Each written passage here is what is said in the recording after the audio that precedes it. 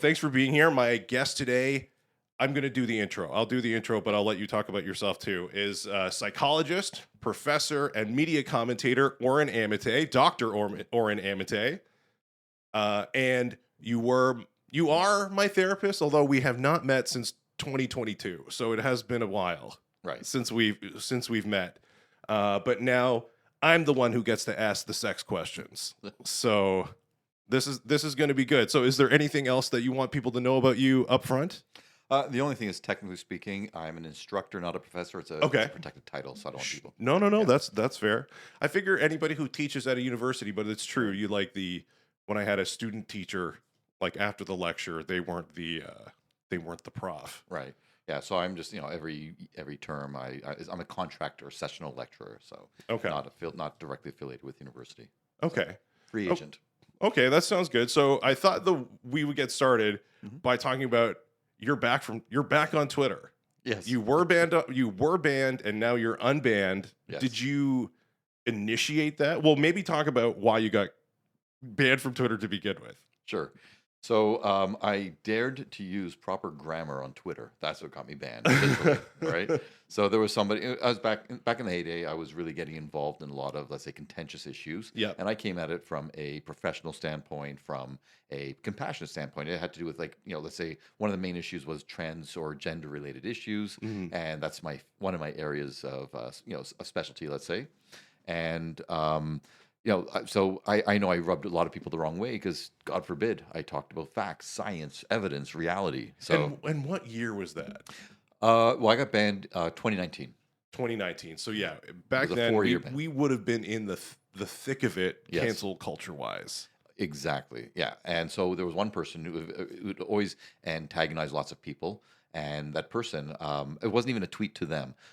So they were engaged in some other conversation with somebody else, and somehow I was tagged in. And I Okay. just basically said, if you're looking for an honest discussion with this person, I said something about, like, I said give up because it's good faith discussions are anathema to him/her, something along those lines. Sure. Okay? Yes. Because I don't know if this person's, I don't know how they identify, and I'm not going to waste my time clicking on their, on their egg or whatever icon to see. No, I mean, even doing the he/her is an extra effort, Well, right? Well, if you were to go off what their name and face is, but they didn't have any of that. It's like a cartoon or whatever, like it's an avatar. I have no idea. Okay. Right? So I just said him/her. Okay. I could have used them, but I'm anal about language, so I use him/her, and that's supposed to be fine. If you don't know someone's sex or preferred gender, him/her is fine. And I was banned for that. That was my ban. wow. Yeah. That's not even like the Megan Murphy, like straight up men aren't women stuff. Exactly. That's the crazy thing. And at the time, you were very active on Twitter, right? Like, I feel like I'm getting into Twitter now. I feel like, I don't know what it is, like, since Musk took over, it's like way more fun. I love how just people are just like get to go more crazy now. And I like how it's the Wild West. But like, you got followed by Joe Rogan. Yes. So what was that like? Because the other day I did a tweet. I can't remember what it was, but it got liked by Elon Musk. And then, Wow. no, actually, because I looked and it was just the person who called themselves Elon Musk. They had like 4 followers. So I was like, yes, no. Okay. I was, but that's got to be a crazy moment. It's funny because I even tell this to my students. I say I've had accomplishment. I've been on radio, TV more than I think any other psychologist besides Jordan Peterson in Canada. I've won awards, Yes. but being followed by Joe Rogan before I followed him, I say to them, I think that's some like crazy great accomplishment. Yes. He's got like however many millions of followers, and he only follows a few thousand. So yeah, that really and it's silly for some people, but for me, it's like, wow, because I really look up to him and what he's done. And when Jordan Peterson, Gad Sad, and I were part of this free speech talk in 2017, the host, she had asked, like, who's the kind of at the forefront of the free speech, crusade, so to speak. Yes. Okay. And I think she said Ben Shapiro, and that was going to be my original answer. But then as soon as she said Ben Shapiro, my mind, I said, no, it's Joe Rogan. So I said that, and like the whole audience erupted because that was like 5 or 6. It's true. It is true. It was almost 6 years ago. Yeah. But he was really just taking the world by storm because I believe he's an honest broker. He's he has fascinating guests on sometimes, and it's just there's a curiosity, and he's not afraid to speak his mind, and he's not doing it with malice. No, I mean, and especially I've noticed as of recently, and tell me what you think about this, but I really think that Jordan Peterson softened Joe Rogan on religion.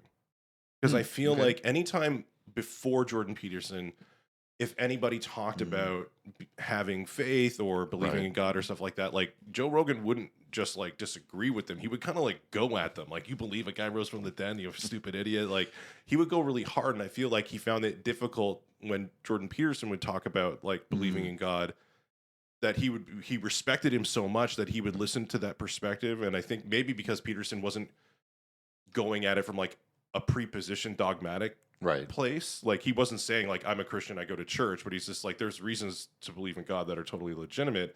And now, like, I think it was within the last month, he interviewed like an intelligent design guy, Oh, I hadn't heard that one yet. like a full intelligent, like Oh. a full out intelligent design guy who like I knew of because of my like Christian background, Right. but like I knew that the world at large would probably not know who this guy was. Like, I had to do a double take. So I thought that was crazy.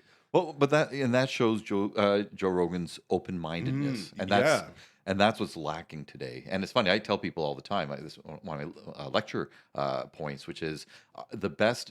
So it's the same answer to two questions. I ask people, what do the experts in the field say is either the best definition of intelligence, or it's like everybody agrees that it's a core component of intelligence, and the answer is adaptability. And to me, open-minded, you can't be adaptable without that open-mindedness. And I think Joe Rogan really has that. He really contemplates it. He doesn't usually just take people's word and everything, except for Jack Dorsey when he had him on that one time. But then he had him back on again. But and it's not just redeemed that himself. he's open to what people saying, but I feel like even when he does push back, he pushed Right. back in a very specific, like, you can tell that when he does push back, he's thought it through. Right. Right. Or he's either thought it through, or is he hearing something that doesn't quite make sense, and he's really kind of elucidate further, really convince me kind of thing. So and look, I'm singing his praises, but he's not perfect. There's No. right, but it's refreshing to see someone who I believe is quite genuine in front of everybody, and I think he's really set the stage for a lot of other podcasters to say, you know what, don't put on this shtick or persona. Be honest. Be Well, genuine. he's arguably the tip of the spear that destroyed what we're calling legacy media. Right. Right. Yes. Like doing long form podcasts. Right. Like having long form conversations in real time fact checking. Right. Like that's almost unheard of in like regular TV stuff. Right. So, moving from Joe Rogan, I want to go back to you. Okay. So you became a psychologist. Yeah. So why didn't you want to become a real doctor? I'm afraid of blood. I think my real question is, what drew you to wanting to help people? Because even that is like I went to Bible college to become a pastor, and it took me a year to realize I was too mean. Like I'm actually not the guy to help people. Right. So why helping people, and then why psychology to help people? Helping people, I'm not quite sure. I'm a pretty selfish person. Okay. So truly, I mean, it was having kids that changed me more than being a psychologist, as far as trying to be more be more empathetic, step outside of myself, and so on. There's a whole backstory which I won't get into, but let's just say that my first year at university, years ago, a whole bunch of stuff happened, and all my grades went from A pluses and A's. They sunk, because of what was happening at the time. Like the very last final exams, I wasn't going to go to university. I was going to lead a totally different life. I said screw it. But the one course where I maintained the A plus was psychology, intro psychology. Oh, okay. So it kind of just made me think I've got an aptitude for this. Number one, my grandmother, or my nana on my dad's side, she and I would always talk about psychology and philosophy and everything, and she kind of put that in my mind about that it's such a, let's say, a rich field. It's a respected field at the time. It was. So that's sort of just there, and the fact that, again, that was the one course that I was able to maintain the grades despite the turmoil I was going through at the during the final exams. So when I returned to university, I thought that I've got an aptitude for it. I got a knack, and that was really it. And just all my life, I've known how to engage with people. I don't always do it, but I know how to do it, and so on. So that was really it. It felt right. Okay, kind of felt. And what did you go to school for originally? To shut my mother up. It Like, literally, yeah. no, that's fine. But I mean, like history. No, there was because back in the days, it was at U of T. Yeah, It was first year. You don't have to declare anything yeah. unless you're going Oh, into like economics or fair. business. So they have like prerequisites that you have to take, and then you've got electives, and okay, Yeah, and then okay. second year you start to decide. And so yeah, so I had just gone like I did like economics. I don't even know what I did, psychology and a few other courses. So Mhm. yeah, Your history. your comment about your grandmother reminds me about how like I feel like we come from very different families. Like I don't think I've ever had a conversation about psychology with my grandmother, but that reminds me that you like what was your family like? Because I remember you saying that your father was an artist, Yeah. right? So like, tell me more about that. Okay, so he's the least interesting part of it, maybe. But Okay. okay, so my father's an artist with bipolar disorder that was not diagnosed till his 50s. Okay. And the funny thing is that all the crazy behaviors he did until he was diagnosed, it was just part of being a crazy artist. Okay, if he, in the middle of the night, Yes. if he starts taking all his paintings and throws them in a bonfire, that's just what crazy artists do. Oh. If he disappears for 3 days wandering the desert, that's what crazy artists do. So that kind of thing.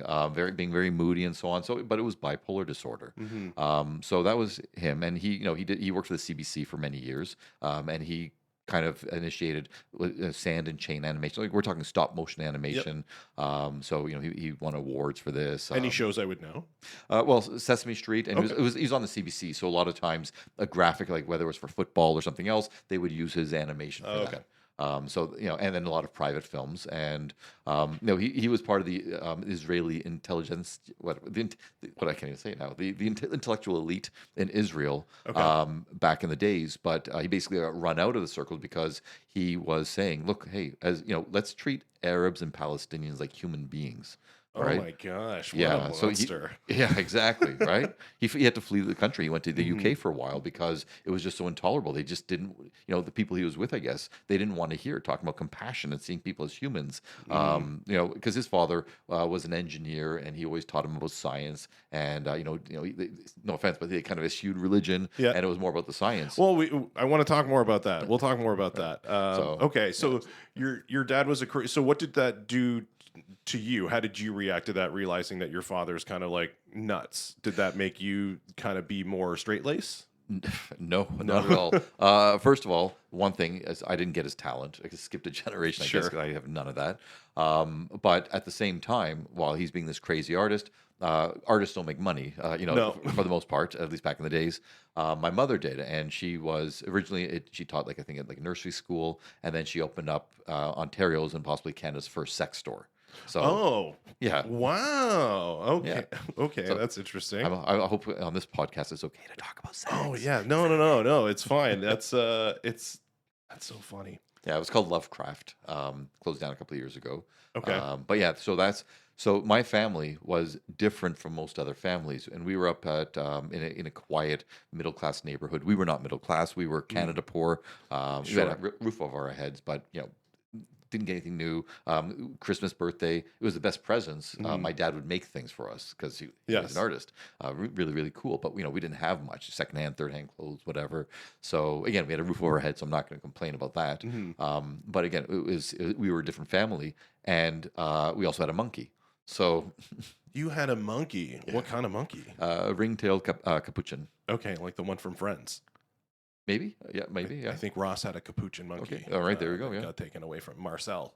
Exactly. Yes. Yes. Actually, I do remember that because for one year for Halloween, someone invited me at the last minute to like some it was an adult party. Yeah. I had nothing, and people said that back in the day I wasn't wearing glasses. I looked like Ross, so I took I took my younger sister's. I think she still had a little monkey doll or whatever. Put it on my shoulder. I said, "I'm Ross." So yeah, I forgot about that. Oh my gosh, that was like 20 something years ago. I know, right? David. Oh, actually more than that. Eesh.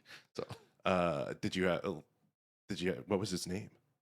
uh, Joan. Joan. Yeah. Oh, And just I think I was like 7 years old or something. sure. I just took the order of the family's birthday is like in the calendar year. It was my father's name, Jonathan, Oren, my mother Anne, and my brother Neil. So Joan.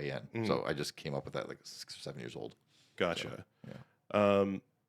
Okay, so part of the thing I want to do in this podcast is since I've started doing comedy, I've just met so many people with like Right. spiritual, faith-based backgrounds, but most of them are not actively in that background anymore. And to be straightforward with you, because we have not seen each other in a while, I have not been to church in months. Is this an intervention? No, A reverse intervention? I'm gonna go to you to get me to go back to church. I don't think that's gonna happen. I can shame you into doing it. No. Well, I don't know. I'm in a weird place. I'm in a weird place where like I still 100% believe that there's a God, and I 100% like there's something about Jesus that I feel is unique and like capturing for me, like deeply, but like. Does being a Christian mean I need to do it the way that like the church people say I do? And Right. that's where I'm like, yeah, because I don't know how much you follow it in the news, but there's a church in Ontario called the Meeting House. No, I haven't heard that. They're based in Oakville. Okay. They might be the closest thing to a mega church that Ontario has. Okay. And their pastor last year just went down for having like an 8-year affair, like early in the church's history. And it's they've like the whole thing's just it was like multi-site, thousands of people. Their main site, like I played guitar there, I think it's got like a 2,000 person capacity. Wow, It's insane. And now, from what I understand, it's crumbling. But it's like, how many pastors of these big churches that people venerate do I need to see go down to realize that like the people who are at the helm of the ship are stupid fucking idiots who have no idea what the fuck they're doing. Right. That's kind of like where I am right now. Like this whole time, it's like you need to revere these people. I'm like, actually, I think a lot of these people don't know what they're talking about. Right. Like when the last time I was at church, the pastor was talking about like making sure you make good friends. I'm 40 years old. Like I don't make friends. I lose friends. I'm actively losing friends. Like this is not like what are we talking? Why is this so infantile? And there's just a lack of depth. But I want to create a space where I can talk about spiritual things in the secular world. Right. That's like part of what I want this podcast to be. Okay. So obviously you have a Jewish background. So Jewish esque. So what part did that play in your life? Obviously your father was run out of Israel. So he went out of his way to make sure that religion didn't infiltrate the home. Mm-hmm. He was very anti-religion because he saw what it did to people. And he was, he studied history, so he knew, the bad sides of it. My mother, she tried to maintain some of the traditions, so we would have Christmas and Hanukkah and do all these things, and we'd be dragged to some friend's place, and you'd have to sit, for 3 hours listening to speeches, whatever. It was never a big part of it. It was more of a kind of like a custom, a tradition. Sure. So it didn't play any role whatsoever. And my father never wanted me to go to Israel because he was terrified, given his lineage, that they would keep me there and try to put me in the army or try to recruit me because just again his family goes way back. Sure. Okay. So, like, what do you mean way back? So before the creation of Israel, like I think 6 generations. I forgot how many generations ago, but his great whatever grandfather was I think a mukhtar, like a leader of the village, stuff like that. So the family, they have roots in Israel or Palestine or whatever it was before. So he's just afraid that the lineage would dictate that I had to stay. Gotcha. So. And did he try to like instill like an anti-religious, not just like a religious, but like anti-religious? He was very anti-religious, but he didn't ever try to instill it in us. That's the one thing. He never tried to make us think a certain way other than seeing reality and, like being grounded in reality. Sure. So what was your perception? Because growing up in Canada, you weren't in Israel. What was your perception of religion or religious people in Canada growing up? Yeah, I was probably a bit closed-minded at first. Just like our family's so liberal. Like we're the most liberal family you're going to see. Yes. I can go into it. My parents adopted a black baby before Madonna thought it was a good career move. Okay. Yeah. So and my sister was also adopted. So very liberal-minded, very hippie and everything like that. So I think even though they didn't try to inculcate us with any anti-religion stance, it was kind of around the people it permeated the people that we were with. So I was a bit closed-minded. And now when I get, as I'm getting older, I say it outright in class. I say, I have no right, and I say to the students as well, you have no right to shit on somebody because their belief tells them or dictates that, for example, a man cannot be a woman and vice, things like that. And if they're against, gay marriage, my sister got married to a woman. I was there, of course. I support them. I'm very, my brother and sister are both gay. Well, he passed away last year. Brother and sister. Yeah, both adopted, Yes. both gay.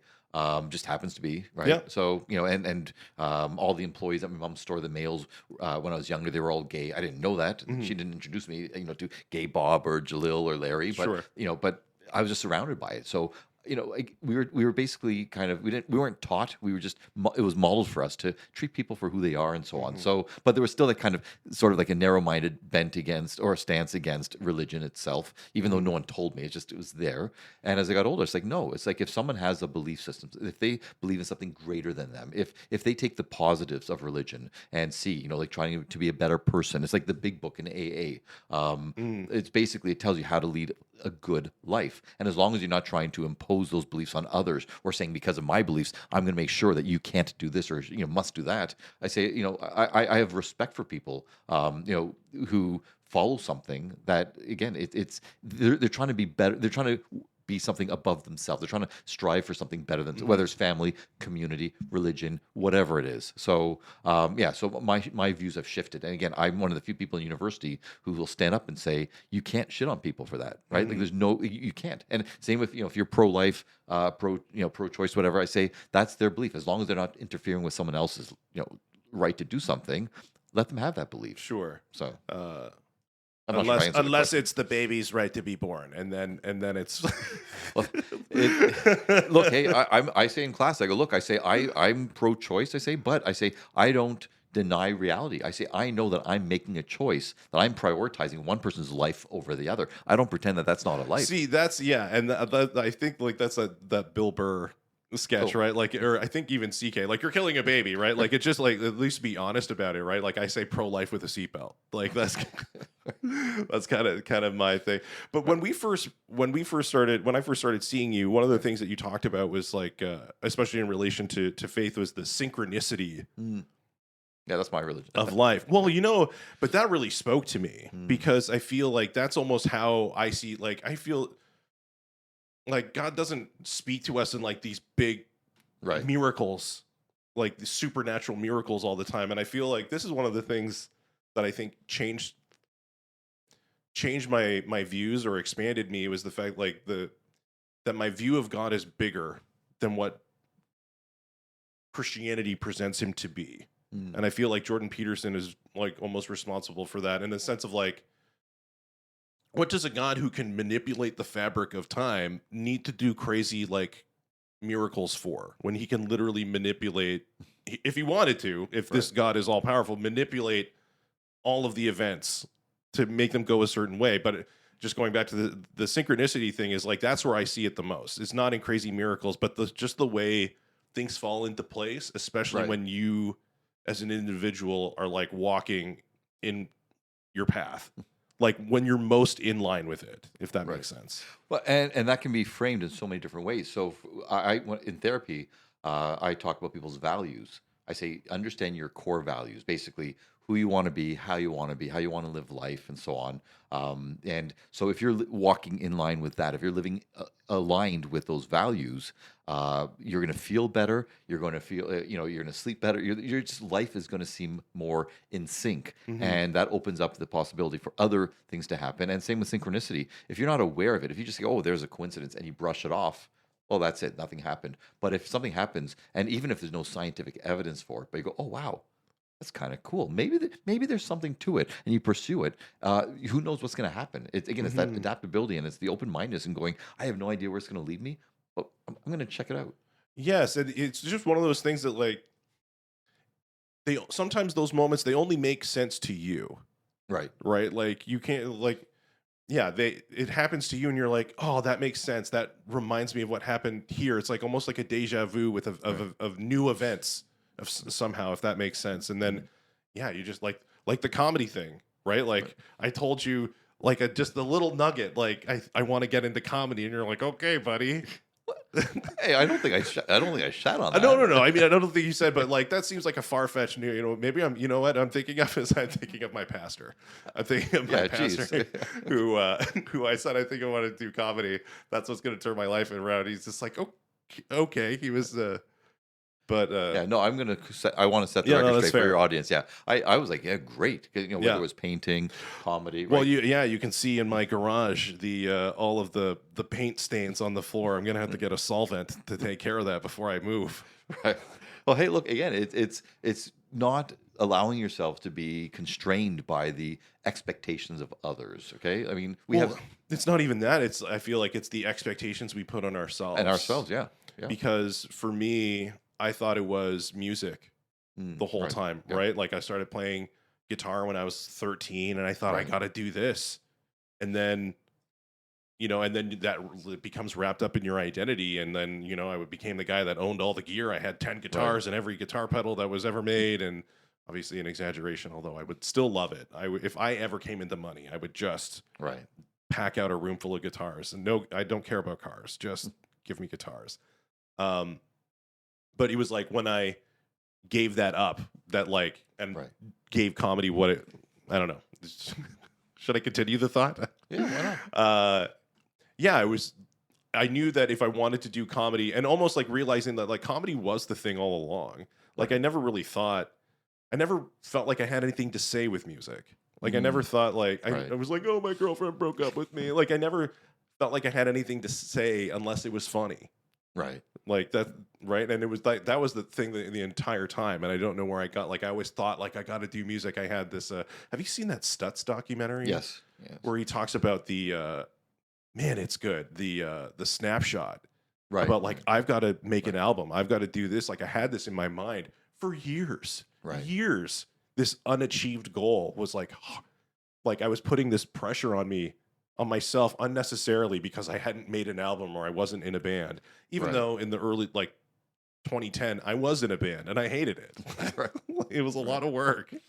And then then I realized at the church I was going to, we had this guy named Andy Cherry come to be the music pastor, and he's from the US. He had been on The Voice, like Right. an incredible musician, and I realized, oh, this is what somebody who like loves music is really like. And Right. like I clearly don't love music. I didn't love it enough to like practice or like write songs or like do any of it. It was like, oh, okay, I get it now. Right. Sorry, unless yeah.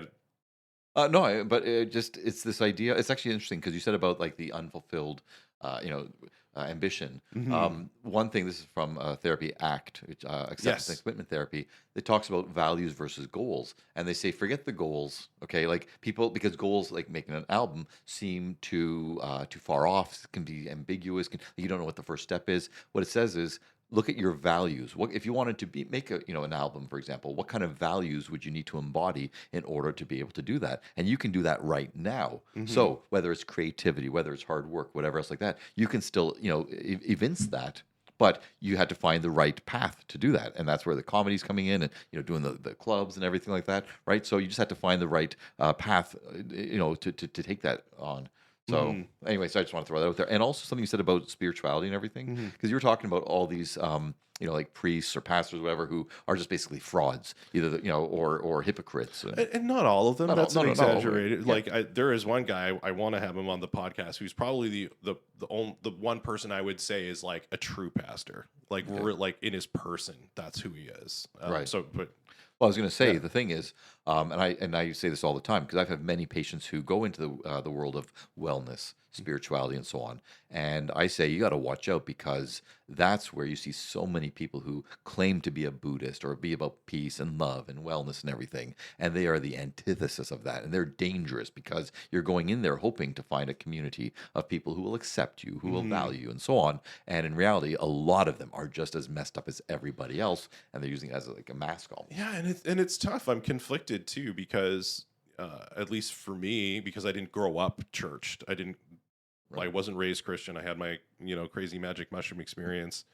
But like I feel like I'm one of the people that like benefited a lot from going to church. Like I found that community, I found that purpose. It was almost like a place where I could Yeah, they were the parents I didn't get to have. Right. Right, the forgiving parents, the Right. encouraging Yeah. parents, the supportive parents, and yeah, so conflict in that one.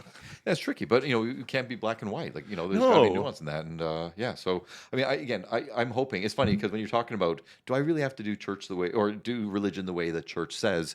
That's like people I have who, and by the way, I talk out about. It sounds like I'm talking out of both sides of my mouth, but I'm not. Mhm, I think it's nuanced, which is I have a lot of, let's say, patients who are addicts. mhm, So they go, look, okay, I'm going to AA or I'm going to this 12 step or this program or whatever, and they go, but it doesn't all work for me. So they pick and choose what works for them. And in some cases, like for people who don't like the religious aspect, right? Because you can do it a higher power that doesn't have to be God, it mhm. can be something else, right?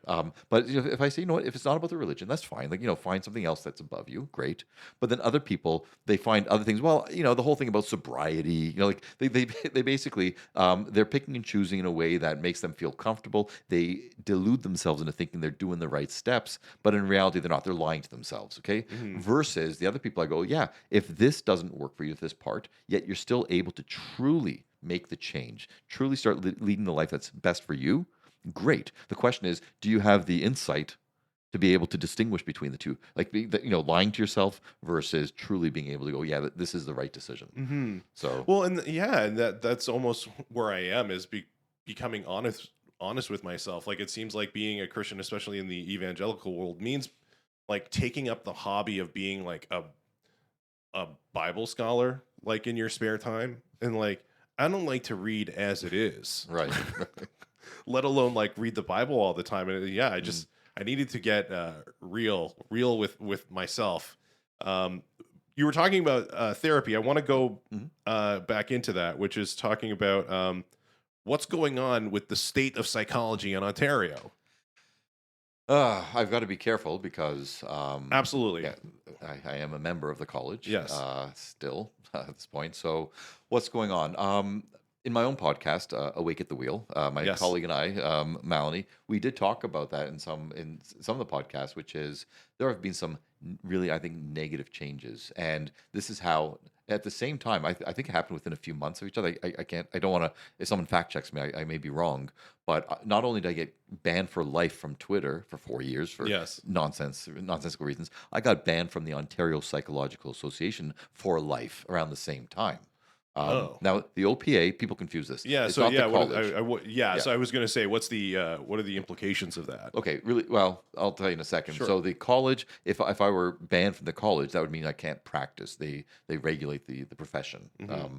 But the OPA is just a volunteer membership. And for me, the implication was that I lose contact with thousands of colleagues. If I ever want to ask questions, if I want to get resources, I can't reach out to them. Okay. And that's what it'd be for. And B, and I've got emails to show this. I got the receipts, as the kids say. Mhm. All right. The board of directors, when they banned me, I said, look, I won't even go on the listserv because they banned me because I was being too aggressive on the listserv because this is all around the gender issue. Mhm. Ever since 2016, when Peterson made his famous two videos, Yes. and it all started because one of my colleagues said, "Hey, isn't it great that Jordan Peterson is putting psychology on the map? Like now they're talking about us." Yes. And a few people said, "Not everyone thinks it's so great. He's a misogynistic, homophobic, blah blah." And they just went on, and I piped in and said, "Where's the evidence for that?" Right? Mhm. I said, aren't we supposed to be better than that? We don't just throw anyway. So that started the whole thing, and then I started, every day almost, I'd post another study, another article, another, video showing this whole thing is going way off the rails. Yes. And I said, as psychologists, our job is to kind of say to people, hey, here's the fact, here's the fiction, here's what everything in between. I said we should take a leading position to try to say, to tell the public what's what in these areas. Okay. Yeah, and it seems as though like that position is today bearing out. Like, Yes. isn't it now Yep. the majority of European countries have banned transitions at for minors and Yes. things like that? Exactly, and whether it's surgical or hormonal, Mm. especially, and in Canada and the States, they're going the opposite. Well, some states, depending, right? Sure. They're going younger and younger, and so yeah. So everything I was warning about, and not just that, but just the conceptions of gender. Like now, the WPATH, the World Professional Association for Transgender Health, in their latest Standards of Care, Volume 8, now they have as one of the gender identities a eunuch. So if a child comes in and says I am a eunuch, if that's their gender identity, then it's the professional's job to basically affirm it. And how do you affirm a eunuch? Chemical or medical, physical castration, Sheesh. surgical So it's castration. like, Yeah. Okay. It's yeah. There's nothing to say about that. It's insane. well, I'm not part of it, so it sounds like a gross loophole.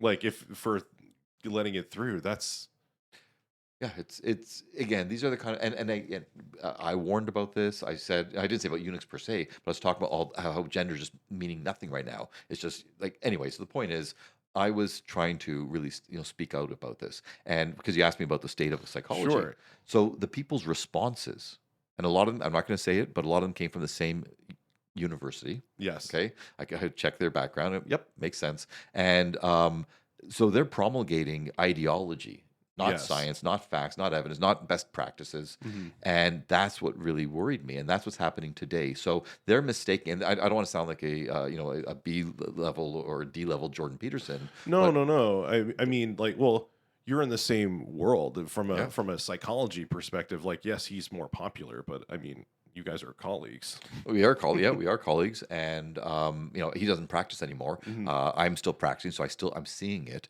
I'm hearing from my patients. I'm seeing in my discussion with colleagues that that basically we are mistaking what compassion is. It's not compassionate to fuel a delusion. It's not compassionate not to say to someone, "Hey, you know what? This might not be the best decision for you. Let's talk about it. Let's figure out what's best for you." Yeah. Well, I mean, I love the argument that I've heard some people make is that if you're dealing with somebody with anorexia, you Yeah. don't affirm it. Exactly. And then people get upset. They get it's so different. Well, for people with true gender dysphoria, maybe there are some, I mean, there are some, fundamental differences, but there are also a lot of similarities. And for a lot of the people today who are claiming to be trans or to have, non-binary, etc., I mean, it's pretty clear. It's a social contagion Well, for many people. that was gonna be my question. Is this a social Oh, contagion? no Yeah. doubt. Yeah. Now, not for everybody. That's the whole thing. Again, so if there's no nuance, if it's black and white, then it's all social contagion, right? Or it's all a legitimate thing. Versus, no, it's for some people, it's an actual Well, condition. I think I've heard Abigail Schreier and Deborah Right. So Yep. both say that the phenomena amongst for boys in particular at very young ages that manifesting is a real phenomena. Right. So yeah, exactly. There is Right. nuance to that. Although even with the young boys, again, most of them, if you just let them be, the history shows this. I've spoken to the colleagues, I've seen all the research. If you just leave them be, they would just turn out to be gay boys. That's Yes. it. Okay. Yeah. With no need to transition in any way. So Okay. right. Anyway, so yeah. So the point is, so the feel. I don't want to harp on the the gender side of it, but that's I think a manifestation of I think where psychology has gone wrong. And I've had so many patients. I've had women Mhm. and I've had mothers. Okay, both reach out to me, like women directly saying that they want therapy from a male. Or I've had mothers who say, they have a younger, like an adolescent or an adult young daughter, and they say that she's been in therapy for years. She's had these female psychologists, and I'm not shitting on them because No, no, my no. colleague Mally, she is female as well.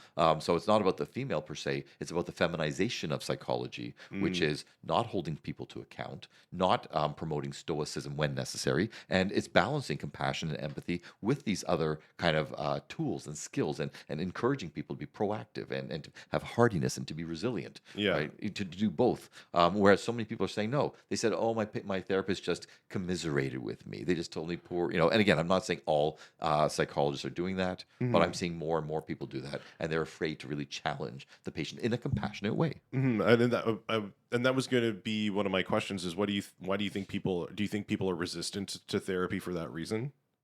Uh, s- a lot are because they have this impression, okay, that people are resistant to therapy for a lot of different reasons. But I think currently they're really afraid that that's what they're going to get. They're going to get Mm. someone who just holds their hand. Whereas other people, they want that because they want to be told it's not your fault. It's society's fault. You're not allowed to be your authentic self.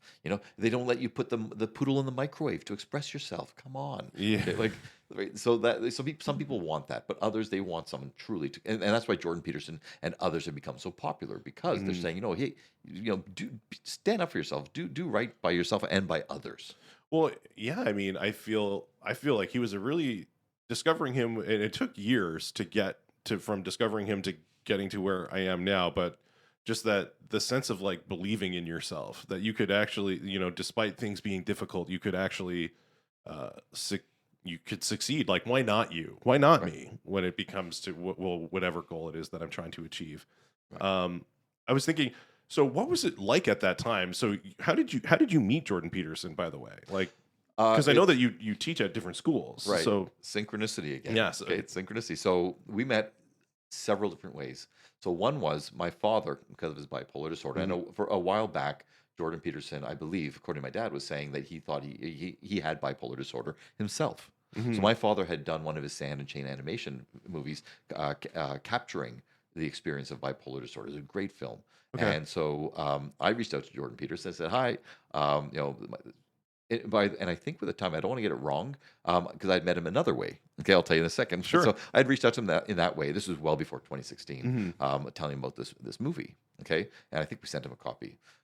Before then, by pure synchronicity, he was on my dissertation committee when I was, for my oh, PhD. cool, Yeah, because my supervisor was friends with him, mhm, friends and colleagues, I guess. So yeah, so he was on that. Just pure synchronicity. okay, And then, so that was the two times. And then in 2016, at the time when he's making his videos, one of my students, she had, she said basically, she was talking with Jordan Peterson, and she had a dim view of psychology because she had seen where it was going, and she loved Jordan Peterson because she had him for some course or something. And so I basically said to her, I forget how it came about. She said, "You want him to speak at your class, like give a guest lecture?"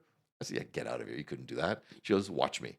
And she okay, arranged it. okay, So yeah, so at the beginning of 2017, he came to my class, gave a guest lecture. yeah, It was all over the internet, and so we kind of got together there through that. okay, And then Serena, the woman who did that, she also then had this free speech talk later that year that got canceled. It was yes, right. It was ironic because the whole thing was about stifling of free speech on campus. It was supposed to happen at my university. which was promptly It stifled. was exactly. Yep.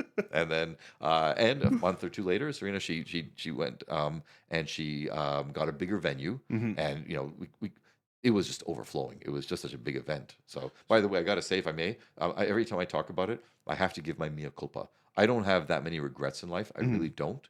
But that day, I am so ashamed because we each had like 20 minutes to give a speech. And literally the night before, she told us that, "Oh, you know what? We weren't supposed to have PowerPoints." She said, "You can have PowerPoints." Okay. So Yes. that night, I was like, "Oh," and I started doing these PowerPoints. And I was getting really into it. And I didn't sleep that night. I taught in the morning. I had to pick up cats from the airport. It sounds like I'm making excuses. Mhm. I'm being upfront. I was so excited and I put all these PowerPoints, and my speech, which was 20 minutes, ended up becoming 40 minutes.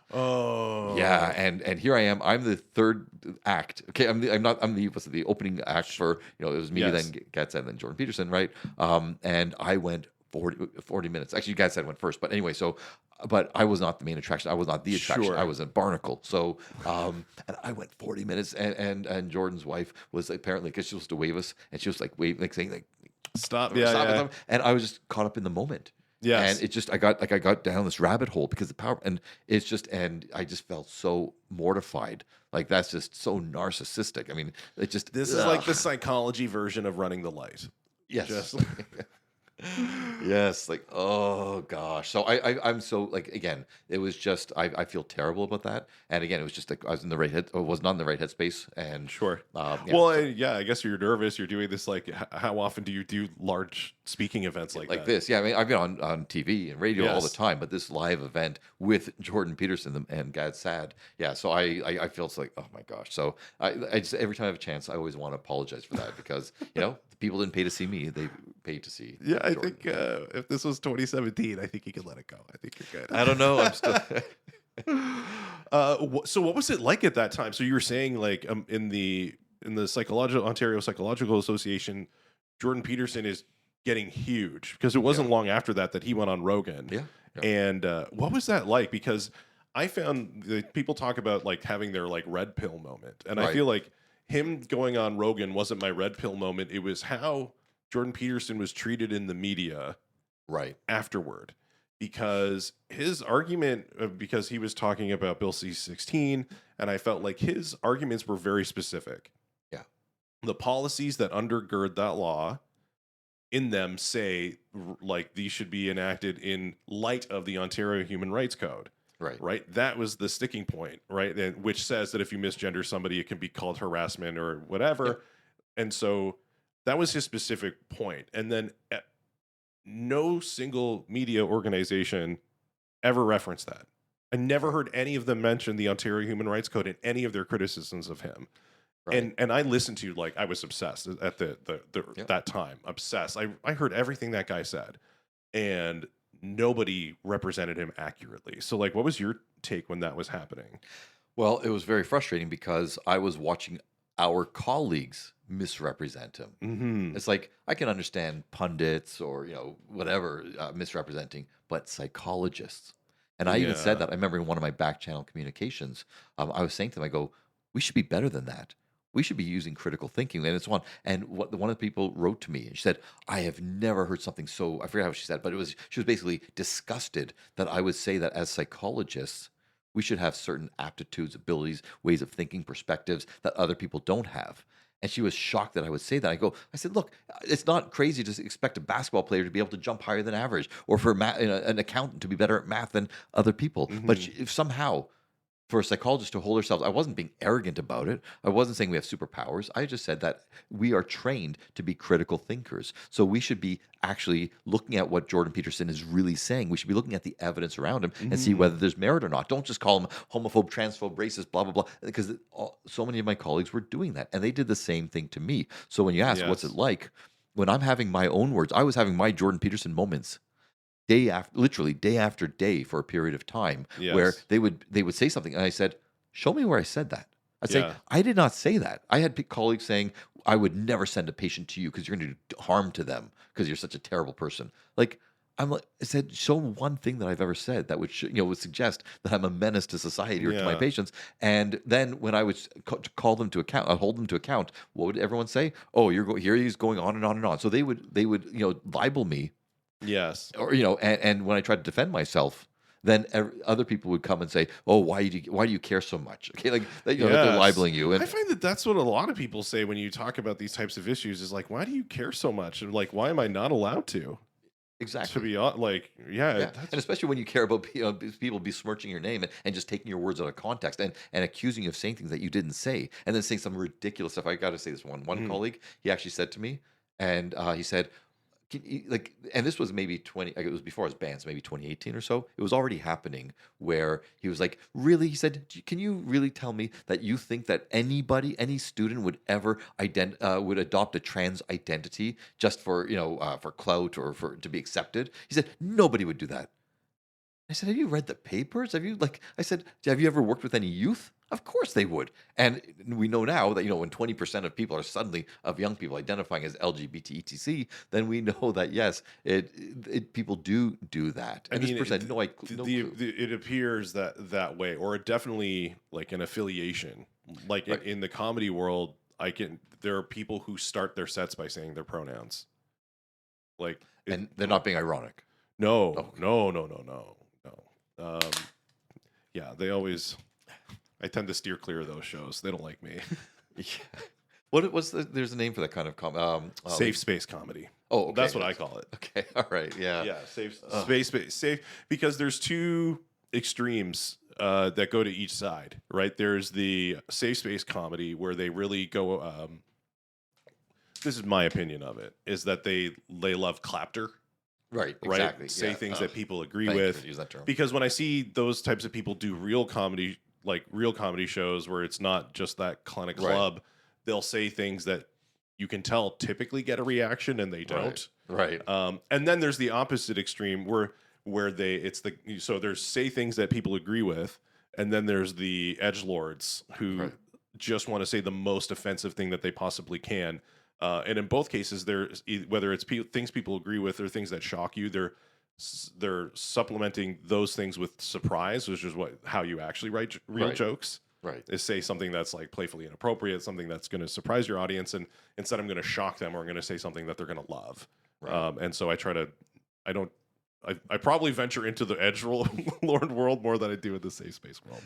Can we? So then, where would, let's say, Tony Hinchcliffe and Kill Tony? I don't find that as edgelord because he's actually really really funny. So I think it depends. I think they're in the U.S. They're definitely just straight comedy, in Toronto, they would be considered like the edgelord group, Oh, because I like in Toronto we have what's called casting couch, and that's like almost our version of Kill Tony, okay. but like people go like hard. Okay. When we said casting coach, I thought there was something.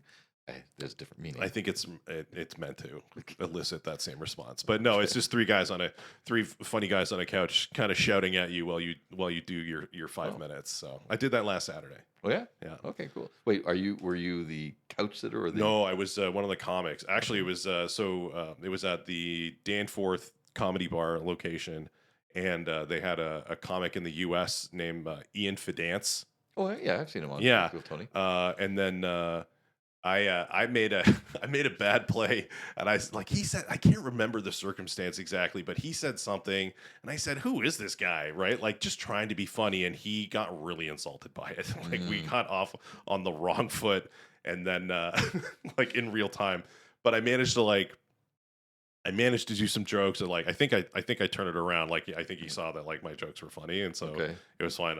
I sent him a message on Instagram. I don't think he got it, but I just said like sorry if you were insulted like that. I was just trying to be funny, right? So Right. And that's the thing. Look, I mean, we know for a fact. I've had a number of patients who are comedians, professional comedians, and we know that. who? Well, there's one. Anyway, so we know that neurosis, neuroticism, and so on is huge among comedians, and as all comedians say, if you had a normal life, you're not going to be a good comedian, right? No. I was talking to a comedian the other day, and I was saying like it would be better to not need to do this. Right. Right, like I did. I'll give you an example. A few weeks ago, I somehow got the opportunity to do like a private party. Yeah. So it was all these like yuppies in like their late 20s, early 30s, but they all made way more money than me. Like Right. these were all the people like they should be the advertisement for why you should stay in school and like follow the path that society prescribes, because like it was three like broke ass comedians followed by a broke ass fire dancer. Okay. Right, but it was all these like yuppies with like Right. plenty of money, and it was like I would rather be in the crowd if I had the choice. I mean, it's cooler to be the comic, but like Right. just sometimes I wish I could have be a normal person, but I've given up on that now, so I'm good. Okay. Just Well, gonna lean into it. yeah, I was gonna say I don't know. I'm sorry. To me, normal is boring. It is boring, but I mean, but also it's like boring is spending all your evenings with your kids. Right. Right.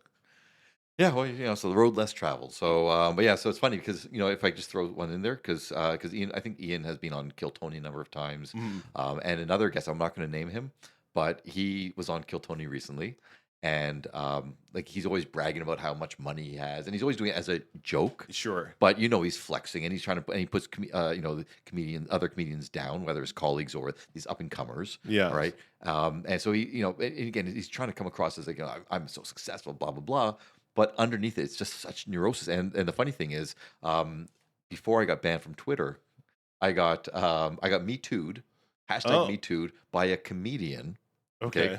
Who was on? It was like the roast battles that they were holding in New York. Louis J. Gomez would host the shows. I forget what the club was.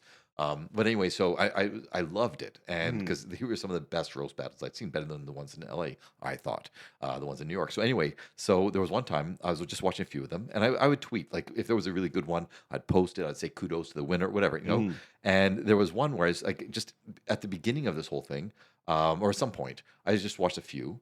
And all the judges are usually hilarious. Yes. There happened to be 3 judges. I think it was like 2 different episodes. I can't remember. But they just happened to all be women. So I basically said, the roasters were great. The judges are great. I said, except for, and I said, the 3 women. Sure. Okay? I don't know if I named them. I did name them because, I just, I'm saying anyway, so I named them. I wasn't trying to be a dick about it. Yeah.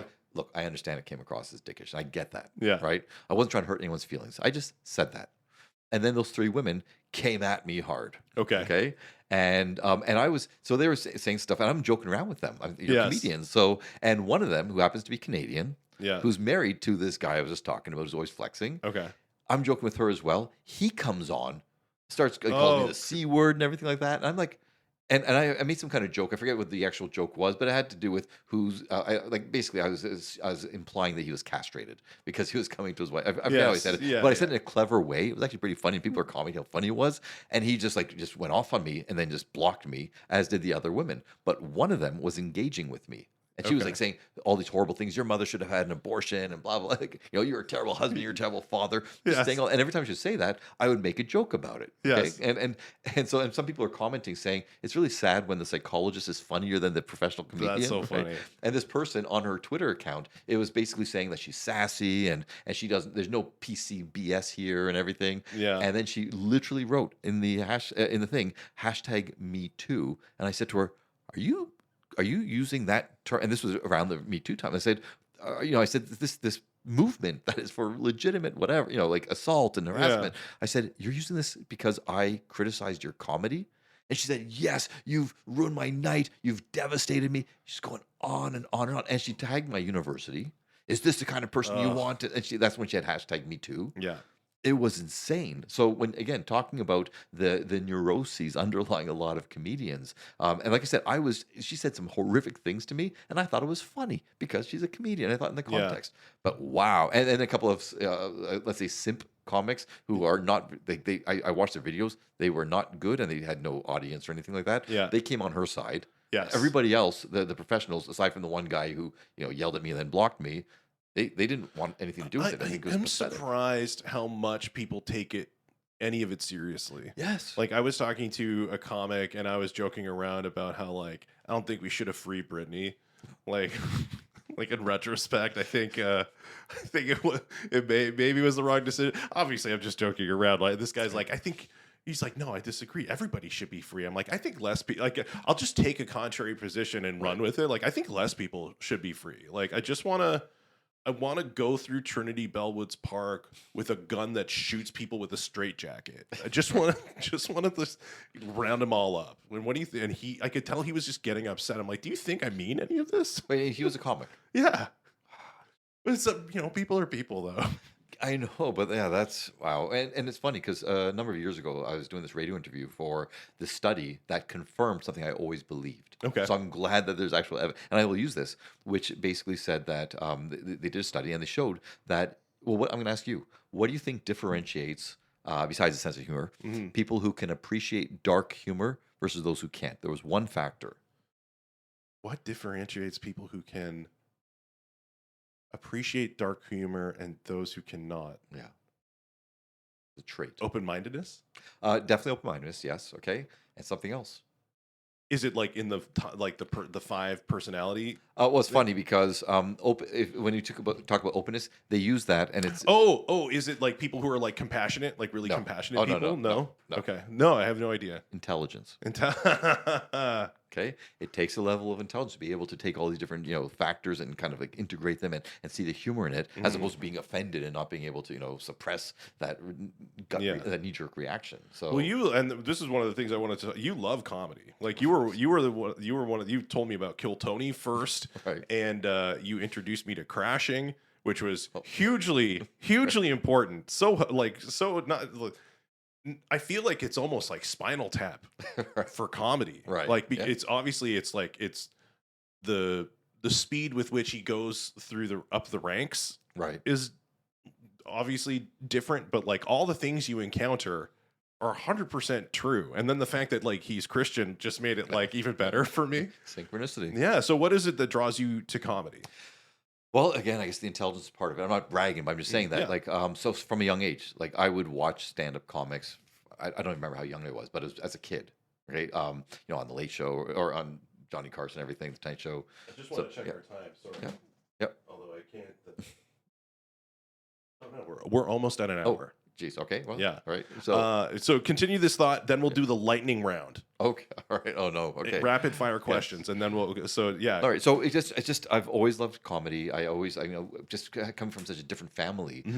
Just they have a different take on life, different perspectives, and also just one last thing. I tell people all the time, and I've had people comment on my lectures. They say that like my lectures are like a stand-up routine, even if I'm dealing with serious issues. I'll work in comedy in the right places. There's a certain the beats, the rhythm, and so on, the delivery. I've had people say I remind them of Louis C.K., Daniel Tosh or Tim Allen.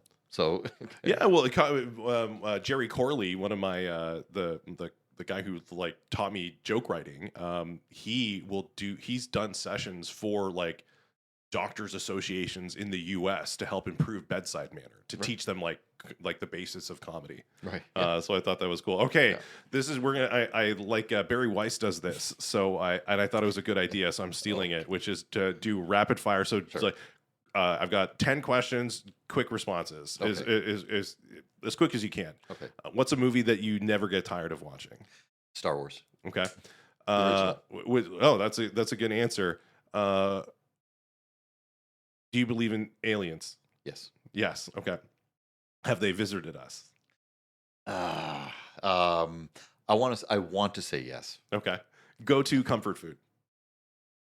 Oof. Ice cream. Okay. AI underrated or overrated? Overrated. Okay. So far. 3 desert island items. My PlayStation VR 2. Okay. That's like 3 right there, but that's okay. That's 1. The PlayStation and the V and the headset. Yeah. Yeah. That's 1 or that. Okay. Oh my gosh. Well, let's say a laptop Sure. and I don't know. My wife. Okay. She's an item. Who do you respect? Name a person you respect. Jeez. Oh my gosh. I'm gonna go with Joe Rogan. Okay. I really do. I hate to go to call back, but Yeah. No, that's cool. What's the most adventurous thing you've ever done? can't say. Okay. I mean, like literally cannot say. I would, yeah. But other stuff. Oh my gosh, there's so I've done so many things. I'm trying to think which I could disclose.